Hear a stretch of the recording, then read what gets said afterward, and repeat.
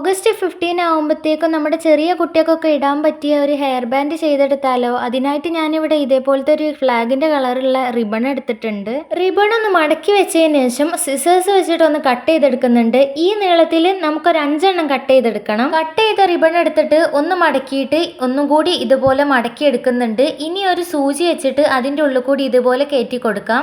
ബാക്കിയുള്ളതും ഇതുപോലെ തന്നെ ആക്കിയെടുക്കുകയാണ്. അങ്ങനെ ലാസ്റ്റ് ഉള്ളതും സൂചിയിലേക്ക് കയറ്റി കൊടുത്തിട്ടുണ്ട്. ഇനി നൂല് വലിച്ചിട്ട് ഒരു ഫ്ലവർ ഷേപ്പിൽ ഇതുപോലെ ഒന്ന് ആക്കി എടുക്കുകയാണ്. ഇനി അടിയിൽ നല്ല ടൈറ്റ് ആക്കിയിട്ടൊന്ന് കെട്ടി കൊടുക്കുകയാണ് ചെയ്യുന്നത്. ഇനി അടിയിലുള്ള നൂലൊന്ന് കട്ട് ചെയ്ത് മാറ്റുകയാണ്. അങ്ങനെ ഒന്നും കൂടി ഞാനിവിടെ ചെയ്തെടുത്തിട്ടുണ്ട്. ഇനി ഞാനിവിടെ എടുത്തിട്ടുള്ളത് ഗോൾഡൻ ബീഡ്സ് ആണ്. അത് ഈ ഫ്ലവറിന്റെ നടുക്കിലേക്ക് 3 എണ്ണം ആക്കിയിട്ട് ഒട്ടിച്ചു കൊടുക്കുകയാണ് ചെയ്യുന്നത്. 2 ഫ്ലവറിലും ബീഡ്സ് ഒട്ടിച്ചെടുത്തിട്ടുണ്ട്. ഇനി ഞാനിവിടെ ഒരു വയർ ഹെയർ ബാൻഡ് ആണ് എടുക്കുന്നത്. 2 എൻഡ് ബീഡും കൂടി എടുക്കുന്നുണ്ട്. ഇനി ഒരു എൻഡ് ബീഡ് എടുത്തിട്ട് പശ തേച്ചിട്ട് ഒന്ന് ഒട്ടിച്ചു കൊടുക്കാം. ഇനി ഇവിടെ എടുത്തിട്ടുള്ളത് വൈറ്റ് ബീഡ്സ് ആണ്. ഇത് ഓരോന്നായിട്ട് ഹെയർ ബാൻഡിലേക്ക് ഇട്ട് കൊടുക്കുകയാണ്. ഇതുവരെ ബീഡ്സ് ഒട്ടിച്ചു കൊടുത്തിട്ട് അതിന്റെ മുകളിൽ സർക്കിളിലുള്ള ഒരു ഷീറ്റ് ഒട്ടിച്ചു കൊടുത്തിട്ടുണ്ട്.